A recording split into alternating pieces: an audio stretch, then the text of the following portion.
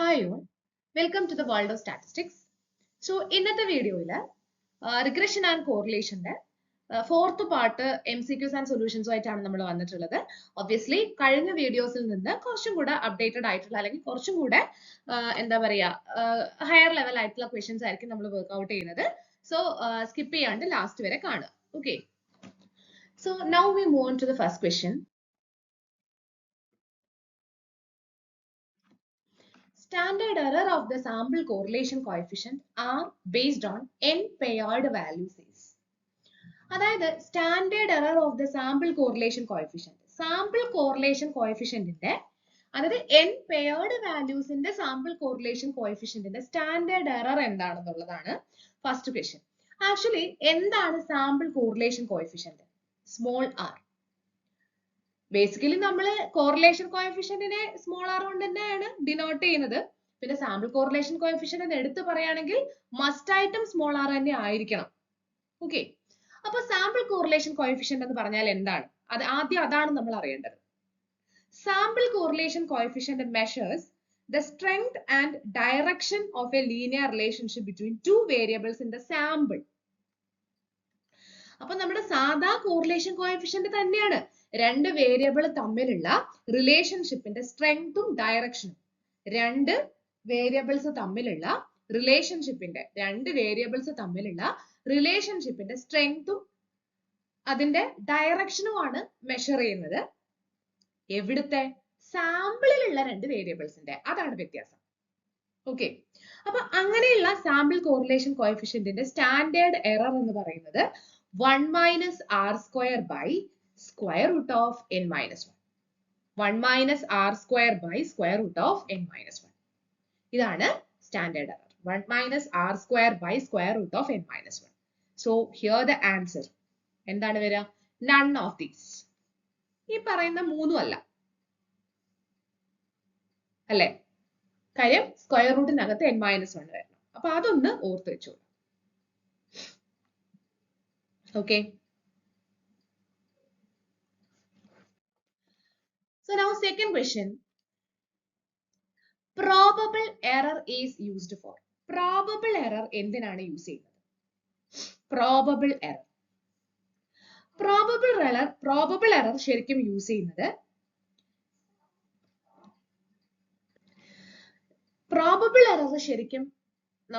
ചെയ്യുന്നത് testing the significance of R. Significance of R test ചെയ്യാൻ വേണ്ടിയിട്ടാണ്. അതായത് നമ്മുടെ കോറിലേഷൻ കോഎഫിഷ്യന്റിന്റെ സിഗ്നിഫിക്കൻസ് ടെസ്റ്റ് ചെയ്യാൻ വേണ്ടിയിട്ടാണ്. അല്ലാതെ not directly measure the error itself. Error മാത്രം അങ്ങ് ഡയറക്റ്റ് ആയിട്ട് മെഷർ ചെയ്യുകയല്ല. അപ്പൊ അത് മാത്രമായിട്ട് നമുക്ക് പറയാൻ പറ്റില്ല. സോ ആൻസർ ഓപ്ഷൻ ബി ആണ് വരിക. Testing the significance of R. Okay, third question.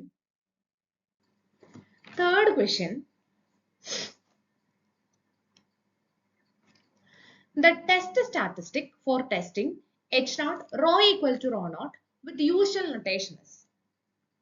H0 rho equal to rho naught. Actually ഈ ഒരു ക്വസ്റ്റ്യൻ നമ്മൾ ഇവിടെ ഡിഫൈൻ ചെയ്യേണ്ട ആവശ്യമില്ല. കാരണം ഇങ്ങനത്തെ ക്വസ്റ്റ്യൻസ് പറയാനാണെങ്കിൽ ഒരുപാടുണ്ട്. അപ്പൊ ഞാൻ അത് പറയുമ്പോൾ കുറച്ച് അധികം തിയറി പറയേണ്ടി വരും ടെസ്റ്റിങ്ങിന്റെ. നമ്മൾ ടെസ്റ്റിംഗ് വെച്ചിട്ട് കോറിലേഷനിൽ അങ്ങനെ തിയറി നമ്മൾ നമ്മുടെ പ്ലേലിസ്റ്റിലുള്ള വീഡിയോസിലും പറഞ്ഞിട്ടില്ല അധികം. ജസ്റ്റ് നിങ്ങൾ ഇങ്ങനെയുള്ള ക്വസ്റ്റ്യൻ ഉണ്ടെന്ന് അറിഞ്ഞിരിക്കുക. ആൻഡ് ഒബ്വിയസ്ലി പറ്റുമെങ്കിൽ മീൻസ് ഇങ്ങനെയുള്ള ക്വസ്റ്റ്യൻസിന്റെ പുറകെ നമ്മൾ പോകുമ്പോൾ നമുക്ക് കുറച്ച് സിമ്പിൾ ആയിട്ടുള്ള ക്വസ്റ്റ്യൻസ് നമ്മുടെ കയ്യിൽ നിന്ന് പോകും. ഇതൊക്കെ ഇങ്ങനെ ബൈ ഹാർട്ട് ചെയ്യാൻ പോയാൽ. പക്ഷെ ഞാൻ ഇങ്ങനെ ഒരു ക്വസ്റ്റ്യൻ ഉണ്ട് എന്ന് കാണിക്കാൻ വേണ്ടിയിട്ട് മാത്രം എടുത്തതാണ്. H0 rho equal to rho naught. അതായത് കോറിലേഷൻ കോഎഫിഷ്യന്റിന്റെ വാല്യൂ ഒരു പെർട്ടിക്കുലർ റോ നോട്ട് ആണ് എന്ന് ടെസ്റ്റ് ചെയ്യാനുള്ള സ്റ്റാറ്റിസ്റ്റിക് ഏതാണ്? അപ്പൊ ഓൾറെഡി നമുക്ക് ടെസ്റ്റിംഗിൽ തന്നെ ഒരുപാട് സ്റ്റാറ്റിസ്റ്റിക്കുകൾ ബൈ ഹാർട്ട് ചെയ്യാനുണ്ട്. ജസ്റ്റ് ഇതൊന്ന് അറിഞ്ഞിരുന്നാൽ മതി. ഇതിന്റെ ആൻസർ ഓപ്ഷൻ സി ആണ്. ജസ്റ്റ് ഒന്ന് അറിഞ്ഞിരുന്നാൽ മതി. ഓപ്ഷൻ സി ആണ്. ഓക്കെ, ഫോർത്ത് ക്വസ്റ്റ്യൻ വളരെ സിമ്പിൾ ആയിട്ടുള്ള ഒരു ക്വസ്റ്റ്യൻ ആണ്. The value of correlation ratio varies from. Correlation റേഷ്യോയുടെ വാല്യൂ. ഇപ്പൊ കോറിലേഷൻ റേഷ്യോ എന്താണെന്നുള്ളത് നമ്മുടെ മറ്റു വീഡിയോസിൽ നോക്കിയാൽ മതി, നിങ്ങൾക്ക് കാണാൻ പറ്റും. കോറിലേഷൻ റേഷ്യോയുടെ തിയറി ഒക്കെ നമ്മൾ പറയുന്നുണ്ട്. അതില് ഈ വാല്യൂവിന്റെ റേഞ്ചും നമ്മൾ പറയുന്നുണ്ട്. എന്നാലും ഒരു ക്വസ്റ്റ്യൻ ആയിട്ട് കണ്ടതുകൊണ്ട് പറയാം. ഇതിന്റെ ആൻസർ ഓപ്ഷൻ സി ആണ്, 0 to 1. കോറിലേഷൻ റേഷ്യോ വേരി ചെയ്യുന്നത് 0 മുതൽ 1 വരെയാണ്. ഓക്കെ, കോറിലേഷൻ റേഷ്യോ വേരി ചെയ്യുന്നത് 0 മുതൽ 1 വരെയാണ്. Fifth question. If all the observations lie in one group, എല്ലാ ഒബ്സർവേഷൻസും ഒരു ഗ്രൂപ്പിൽ ലൈ ചെയ്യുകയാണെങ്കിൽ കോറിലേഷൻ റേഷ്യോ ഇ സ്ക്വയർ എന്തായിരിക്കും? എന്തായിരിക്കും? എല്ലാ ഒബ്സർവേഷനും ഒരു ഗ്രൂപ്പിലാണ്. ഒരു ഗ്രൂപ്പ് ഇൻ ദ സെൻസ് ഒരു ഹോമോജീനിറ്റി അവിടെ ഉണ്ട് എന്നുള്ളതാണ്. അങ്ങനെയാണെങ്കിൽ കോറിലേഷൻ റേഷ്യോ എന്തായിരിക്കും? ഇതും നമ്മുടെ വീഡിയോ നോക്കിയാൽ മതി. നമ്മുടെ പ്ലേലിസ്റ്റിലുള്ള വീഡിയോസിൽ ഇതിന്റെ ഒക്കെ തിയറി കിടപ്പുണ്ട്. ഇത് ഞാൻ വീണ്ടും പറയുന്നത്, ആ വീഡിയോസ് കണ്ടിട്ടില്ലാത്ത ആരെങ്കിലും ഈ വീഡിയോ കാണുന്നുണ്ടെങ്കിൽ ഇതിന്റെ തിയറി എവിടെ കിട്ടും എന്നുള്ള ഒരു സംശയം നിങ്ങളുടെ മനസ്സിലുണ്ടെങ്കിൽ നമ്മുടെ പ്ലേലിസ്റ്റിൽ കോറിലേഷൻ ആൻഡ് റിഗ്രഷൻ ഉള്ള പ്ലേലിസ്റ്റ് പോയി നോക്കിക്കഴിഞ്ഞാൽ അവിടെ ഇതിന്റെ ഒക്കെ തിയറി കിടക്കുന്നുണ്ട്. കോറിലേഷൻ റേഷ്യോ എന്താണ്, അപ്പൊ അതിന്റെ ഒരു തിയറി കാണുമ്പോൾ തന്നെ നമുക്ക് മനസ്സിലാവും ഒരു ഗ്രൂപ്പിലാണ് ഇതെല്ലാം വരുന്നതെങ്കിൽ കോറിലേഷൻ റേഷ്യോ എന്ന് പറയുന്നത് എപ്പോഴും 0 ആയിരിക്കും. 0 ആയിരിക്കും. Okay.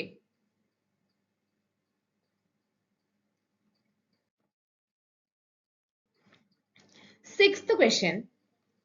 The relation between Pearson's correlation coefficient rho and correlation ratio eta square.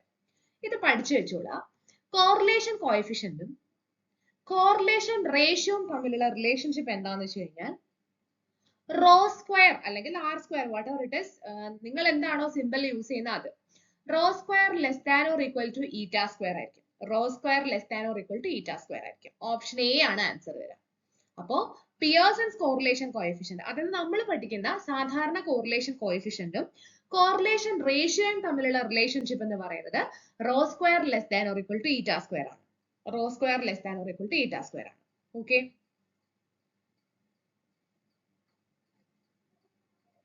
ഇനി rho square equal to eta square ആവുന്ന എപ്പോഴാണ്? അതായത് കോറിലേഷൻ റേഷ്യോയും കോറിലേഷൻ കോഎഫിഷ്യന്റും ഈക്വൽ ആവുന്ന എപ്പോഴാണ്? Only if x and y is perfectly linear. X and y are perfectly linear. X ഉം y ഉം perfectly linear ആവുന്ന സമയത്ത് rho square equal to eta square വരും. X ഉം y ഉം perfectly linear ആവുന്ന സമയത്ത് rho square equal to eta square വരും. Okay. Otherwise rho square every time less than or equal to eta square ആയിരിക്കും. അത് നോക്കി വെച്ചോളാം. അപ്പൊ പിയേഴ്സൺസ് കോറിലേഷൻ കോഎഫിഷ്യന്റും കോറിലേഷൻ റേഷ്യോയും തമ്മിലുള്ള ഒരു റിലേഷൻഷിപ്പ് എന്ന് പറയുന്നത് rho square less than or equal to eta square and when it becomes equals when X and Y are perfectly linear. Okay.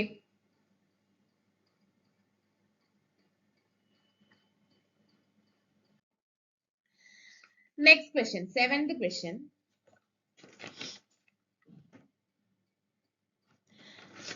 Another name of autocorrelation is. ഓട്ടോകോറിലേഷന്റെ മറ്റൊരു പേര് എന്താണ്? എന്താണ് ഓട്ടോകോറിലേഷൻ? നമ്മുടെ വീഡിയോസിൽ ഉണ്ട്, എന്നാലും ഞാൻ പറയാം. What is autocorrelation? That measures the correlation of a time series with its own past lagged values. ഇത് ചിലപ്പോൾ അവിടെ ഉണ്ടാവണമെന്നില്ല കേട്ടോ. ഇത് ആ തിയറിയിൽ നമ്മൾ പറഞ്ഞിട്ടുണ്ടാവണമെന്നില്ല. അപ്പോൾ what is autocorrelation? നമ്മളിപ്പോ റിസർച്ച് ഒക്കെ ചെയ്യുന്ന സമയത്ത്, ടൈം സീരീസിലെ റിസർച്ച് ഒക്കെ ചെയ്യുന്ന സമയത്ത് നമ്മൾ ഈ ഓട്ടോകോറിലേഷൻ ഒക്കെ വളരെ ഇമ്പോർട്ടൻസ് ഉണ്ട്. Okay. So what is autocorrelation? Autocorrelation that measures the correlation of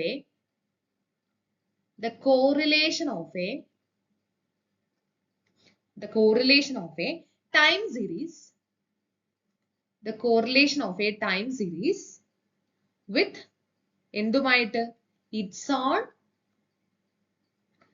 past lagged values.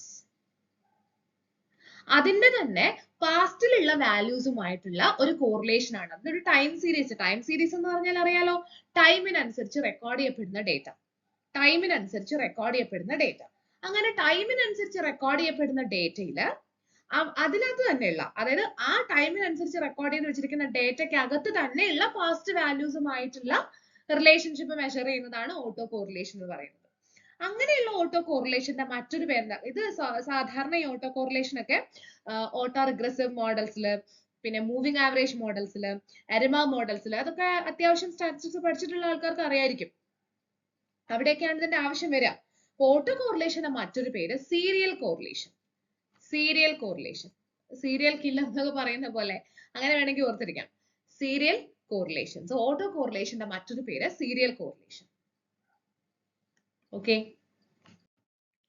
Eighth question. The idea of multiple regression equation strikes the mind only when multiple regression equation എന്ന് പറയുന്നത് നമ്മുടെ മനസ്സിൽ വരുന്നത് താഴെ തന്നിരിക്കുന്നതിലെ ഏത് പറയുമ്പോഴാണ്? Option A variable y depends on two independent variables only. A variable y depends on a number of independent variables. Option C, the relation between a dependent variable and independent variables is not known. ഇതിൽ ഏത് പറയുമ്പോഴാണ് ഇതാണ് multiple regression എന്ന് നമ്മുടെ മൈൻഡിൽ strike ചെയ്യുന്നത്? എപ്പോഴാ? Actually multiple regression equation എന്ന് പറയുമ്പോൾ നമുക്കറിയാം A number of independent variables. ഒരു ഡിപെൻഡന്റ് വേരിയബിളിന് കുറെ ഇൻഡിപെൻഡന്റ് വേരിയബിൾസ് വരുമ്പോഴാണ് നമ്മൾ മൾട്ടിപ്പിൾ റിഗ്രഷൻ എന്ന് പറയുന്നത്. കുറെ ഇൻഡിപെൻഡന്റ് വേരിയബിൾസ്. അപ്പോ 2 നിർത്താൻ പറ്റുമോ? ഇല്ല. അപ്പൊ അതെന്തായാലും വരില്ല. പിന്നെ നോട്ട് നോൺ അങ്ങനെയൊന്നുമില്ല. സോ ഓപ്ഷൻ ബി ആണ് ആൻസർ. അതായത് സിമ്പിൾ ആയിട്ട് പറഞ്ഞാൽ y is equal to beta naught plus beta 1 x1 plus beta 2 x2 plus etc plus beta k xk plus epsilon. So we have two or more independent variables. അതായത് ഈ y എന്ന് പറയുന്ന variable say ഈ y എന്ന് പറയുന്നത് yield ആണെന്ന് വിചാരിക്കാം. നമ്മൾ ഒരു ഫാം ചെയ്യുന്നുണ്ട്, ആ ഫാമിൽ നിന്ന് നമുക്ക് കിട്ടുന്ന yield ആണ് y എന്ന് വിചാരിക്കാം. സോ ആ yield x1 ഡിപ്പെൻഡ് ചെയ്യുന്നുണ്ട്, x2 ഡിപ്പെൻഡ് ചെയ്യുന്നുണ്ട്, etcetera up to xk depend ചെയ്യുന്നുണ്ട്. ഈ x1 x2 എക്സെട്രാ xk എന്നൊക്കെ പറയുന്നത് എന്തായിരിക്കും? സൺലൈറ്റ് ആയിരിക്കാം, മാനുവേഴ്സ് ആയിരിക്കാം, സോയിൽ ഫെർട്ടിലിറ്റി ആയിരിക്കാം, what ever it is, whether condition ആയിരിക്കാം. അപ്പൊ ഇങ്ങനെയുള്ള കുറെ പാരാമീറ്റേഴ്സിനെ ഡിപ്പെൻഡ് ചെയ്തിട്ടാണ് yield എന്ന് പറയുന്ന ഒരു കോൺസെപ്റ്റ് നിൽക്കുന്നത്. അപ്പൊ yield എന്ന് പറയുന്നത് ഒരു ഡിപ്പെൻഡന്റ് വേരിയബിൾ ആണ്, because it depends on these so many independent variables. ഇവിടെയാണ് നമ്മൾ മൾട്ടിപ്പിൾ റിഗ്രഷന്റെ ആവശ്യം വരുന്നത്. So answer is option B.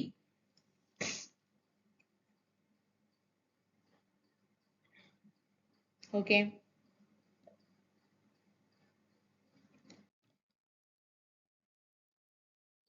Ninth question. A coefficient of any independent variable in a multiple linear regression equation is known as the coefficient of any independent variable. ഇപ്പൊ നമ്മൾ എഴുതി കാണിച്ചില്ലേ y equal to beta naught plus beta 1 x1 plus etc. അവിടെ independent വേരിയബിളിന്റെ coefficients ആരൊക്കെയാ? beta 1, beta 2, beta 3 അതൊക്കെയല്ലേ independent വേരിയബിൾസിന്റെ coefficients വരാ. അത് ഒരു മൾട്ടിപ്പിൾ ലീനിയർ റിഗ്രഷനിൽ എടുക്കുമ്പോൾ, അത് നമ്മൾ ഇപ്പൊ പറഞ്ഞ ഇക്വേഷനിൽ എടുക്കുമ്പോൾ y equal to beta naught plus beta 1 x1 plus beta k xk ആ ഒരു ഇക്വേഷനിൽ എടുക്കുമ്പോൾ ആ ഇൻഡിപെൻഡന്റ് വേരിയബിളുകളുടെ കോഎഫിഷ്യന്റുകളെ നമ്മൾ എന്തെന്ന് വിളിക്കും? പാർഷ്യൽ റിഗ്രഷൻ കോഎഫിഷ്യന്റ് ആണോ, മൾട്ടിപ്പിൾ റിഗ്രഷൻ കോഎഫിഷ്യന്റ് ആണോ, സിമ്പിൾ റിഗ്രഷൻ കോഎഫിഷ്യന്റ് ആണോ, അതോ നൺ ഓഫ് ദേ ആണോ? അതായത് ഒരു multiple റിഗ്രഷനിൽ we have more than two അല്ലെങ്കിൽ two or more independent variables.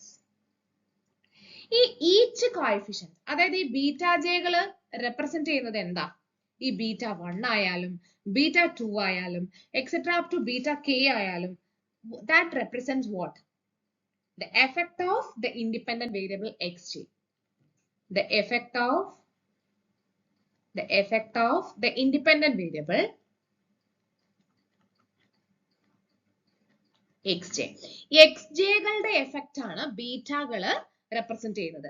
x1 എത്രമാത്രം എഫക്റ്റ് അവിടെ ഉണ്ട്? ഈ x1 എന്ന് പറയുന്നത് സോയിൽ ഫെർട്ടിലിറ്റി ആണെങ്കിൽ നമുക്ക് കിട്ടുന്ന ഈൽഡില് സോയിൽ ഫെർട്ടിലിറ്റിക്ക് എത്രമാത്രം ഇമ്പാക്ട് ഉണ്ട് എന്നുള്ളതാണ് ബീറ്റ 1 കൊണ്ട് റെപ്രസെന്റ് ചെയ്യുന്നത്. Okay. Holding all other variations constant, ബാക്കി എല്ലാത്തിനെയും കോൺസ്റ്റന്റ് ആക്കി വെച്ചോണ്ട്. അതിന്റെ അർത്ഥം എന്താ? അതൊരു പാർഷ്യൽ സംഭവം അല്ലേ? So option A partial regression coefficient. അതിനെ നമ്മൾ പാർഷ്യൽ റിഗ്രഷൻ കോഎഫിഷ്യന്റ് എന്ന് വിളിക്കാം. ഈ മൾട്ടിപ്പിൾ റിഗ്രഷൻ കോഎഫിഷ്യന്റ് എന്ന് പറയുന്നത് ഒരു ടെക്നിക്കൽ ടേം അല്ല. അപ്പൊ ഇങ്ങനെയുള്ളത് നമ്മൾ പാർഷ്യൽ റിഗ്രഷൻ കോഎഫിഷ്യന്റ് എന്നാണ് വിളിക്കുക.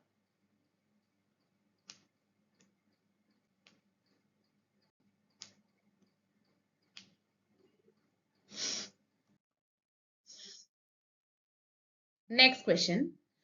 A measure of linear association of a variable, say x1, with a number of other variables, x2, x3, etc. up to xk is known as partial correlation, multiple correlation, simple correlation, autocorrelation. A measure of linear association of a variable, say x1, with a number of other variables, variables ആയിട്ട്, അതായത് x1ന് ഇത്രയും വേരിയബിൾസുമായിട്ടുള്ള effect ആണ് പറയുന്നത്. അതിൽ ആരെയും നമ്മൾ constant ആക്കി ഒന്നും വെക്കുന്നില്ല, എല്ലാരെയും അറ്റ് എ ടൈം കൺസിഡർ ചെയ്യാണ്. So that is multiple correlation. Okay, that is multiple correlation. അതേസമയം നമ്മൾ x1ഉമായിട്ട് x2നെ മാത്രം എടുത്തിട്ട് ബാക്കിയുള്ള x3 etcetera up to xk നമ്മളൊരു കോൺസ്റ്റന്റ് ആയിട്ട് അല്ലെങ്കിൽ അങ്ങനെ ഡിമ്മാക്കി വെക്കുകയാണെങ്കിൽ അതിനെ നമ്മൾ പാർഷ്യൽ കോറിലേഷൻ എന്ന് വിളിക്കും. ഒരേ സമയത്ത് ഇതിനെ എല്ലാത്തിനെയും കൂടെ കൺസിഡർ ചെയ്യുകയാണെങ്കിൽ ദാറ്റ് ഇസ് മൾട്ടിപ്പിൾ കോറിലേഷൻ. ഇതൊക്കെ നമ്മുടെ തിയററ്റിക്കൽ ക്ലാസ്സുകളിലുണ്ട്, നമ്മുടെ പ്ലേലിസ്റ്റിലുള്ള വീഡിയോസിലുണ്ട്. അപ്പൊ നമ്മൾ x1 എന്ന് പറയുന്ന ഒരു വേരിയബിളിന്റെ അസോസിയേഷൻ ബാക്കിയുള്ള എല്ലാ വേരിയബിൾസുമായിട്ട്, x1ന് x2മായിട്ടും x3മായിട്ടും എക്സെട്ര അപ് ടു xk മായിട്ടും ഒക്കെ ഉള്ളത് നമ്മൾ അറ്റ് എ ടൈം ചെയ്യാണ്. അത് മൾട്ടിപ്പിൾ കോറിലേഷൻ. x1ന് x2 ആയിട്ട് മാത്രം നോക്കി ബാക്കിയുള്ളതിനെ കോൺസ്റ്റന്റ് ആക്കി വെക്കുന്നു, അല്ലെങ്കിൽ x1ന് x3മായിട്ട് മാത്രം നോക്കി ബാക്കിയുള്ളതിനെ കോൺസ്റ്റന്റ് ആക്കി വെക്കുന്നു. That is partial correlation. So here the answer is option B, multiple correlation. Multiple correlation. 11th question. The range of multiple correlation coefficient R is.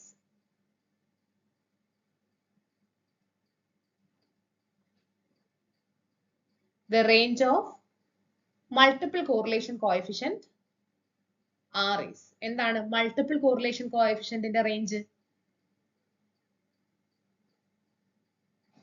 Option A, 0 to 1. 0 to 1 ആണ് multiple correlation coefficient ന്റെ range വരുന്നത്. 0 to 1. 12th question. The range of a partial correlation coefficient.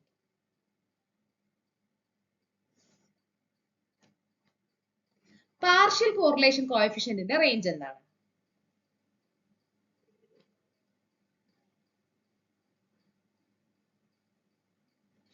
അപ്പൊ ഈ ഒരു question പറയുമ്പോൾ ഞാൻ രണ്ട് കാര്യങ്ങളൊന്ന് പറഞ്ഞുതരാം.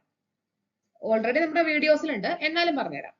മൾട്ടിപ്പിൾ കോറിലേഷൻ കോഎഫിഷ്യന്റ് എന്താണ്? Multiple correlation coefficient that's equal to square root of SSR by SST. അതിന്റെ range 0 less than or equal to R less than or equal to 1 ആണ്. ഇനി പാർഷ്യൽ കോറിലേഷൻ കോഎഫിഷ്യന്റ് എന്താ?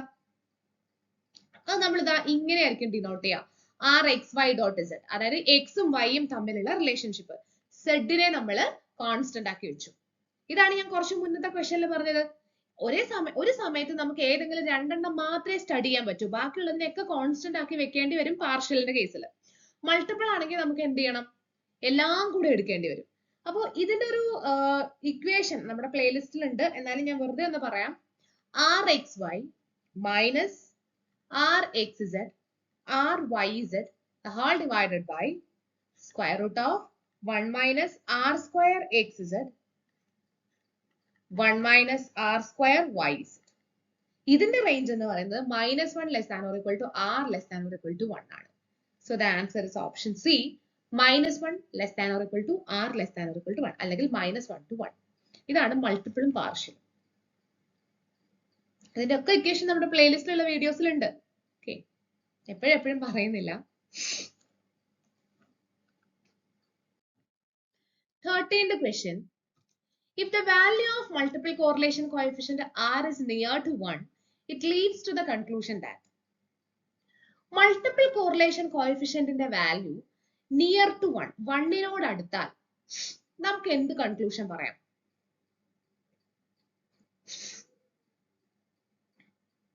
അതായത് നമ്മുടെ multiple correlation coefficient capital R, ഇതിന്റെ value 1നോട് അടുത്ത് കിട്ടി. മൾട്ടിപ്പിൾ കോറിലേഷൻ കോഎഫിഷ്യന്റ് എന്ന് പറഞ്ഞാൽ എന്താ?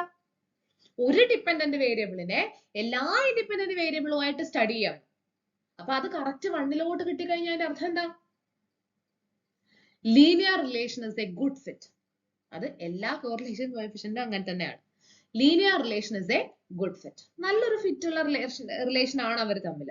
പെർഫെക്റ്റ് റിലേഷൻ ആണെന്ന് പറയാം, അല്ലേ? എന്തായാലും ലാക്കാന്ന് പറയാൻ പറ്റില്ല. കേർവ് ലീനിയർ ഒന്നും നമുക്ക് പറയാൻ പറ്റില്ല. So linear relation is A good fit. Linear relation അവിടെ നല്ല ഫിറ്റ് ആയിരിക്കും, നല്ല പെർഫെക്റ്റ് ഫിറ്റ് ആയിരിക്കും.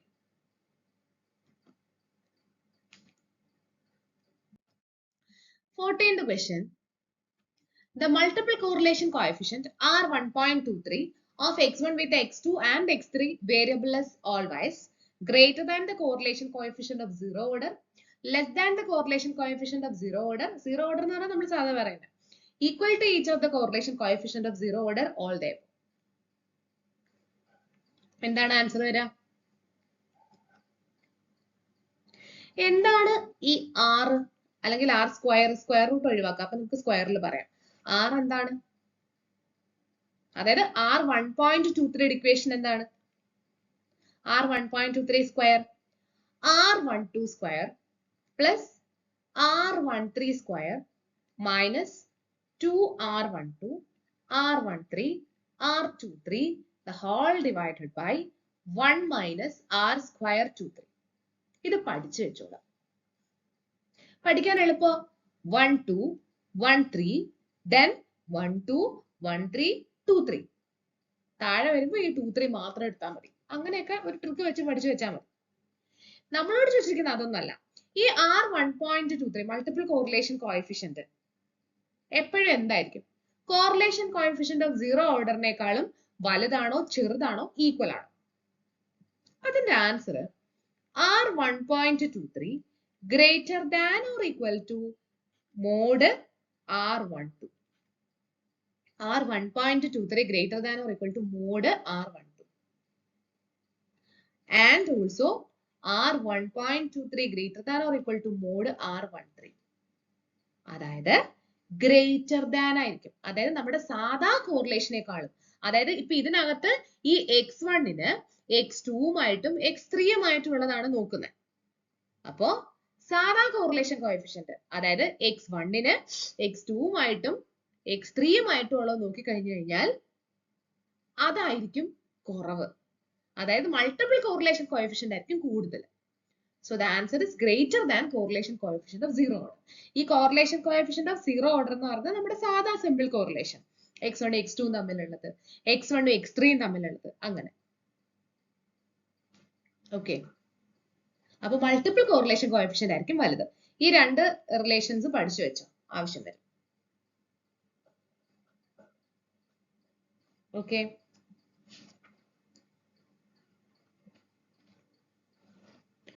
so finally the last question. The formula for the multiple correlation coefficient are 2.13 in terms of these correlations. ഇപ്പൊ നമ്മൾ പഠിച്ചല്ലേ, അങ്ങനെ നമുക്ക് തനിയെ ഒന്ന് ചെയ്ത് നോക്കിയാലോ? r 2.13 സ്ക്വയർ നോക്കാട്ടോ നമുക്ക്, അതായത് പിന്നെ സ്ക്വയർ റൂട്ട് കൊടുക്കാം.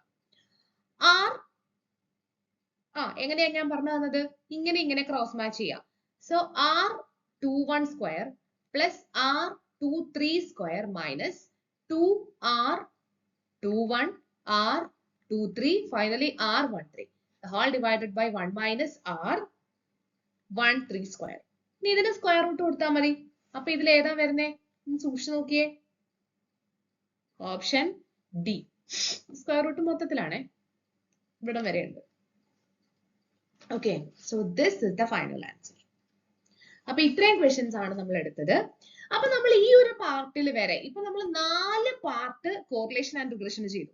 ഈ 4 പാർട്ടിലും നമ്മൾ ഭയങ്കരമായിട്ട് പ്രോബ്ലമാറ്റിക് ആയിട്ട് എടുത്തില്ല. നമ്മൾ കൂടുതൽ ബേസ് ചെയ്തത് തിയറിക്കായിരുന്നു. സോ നെക്സ്റ്റ് വീഡിയോയിൽ നമ്മൾ മോസ്റ്റ്ലി പ്രോബ്ലംസ് ആണ് എടുക്കുക. പ്രോബ്ലംസ് എങ്ങനെ സിമ്പിൾ ആയിട്ട് ചെയ്യാം. So wait for the next video. അതാണ് നമുക്ക് ഏറ്റവും ഇമ്പോർട്ടന്റ് ആയിട്ടുള്ള video. Okay, so thank you all.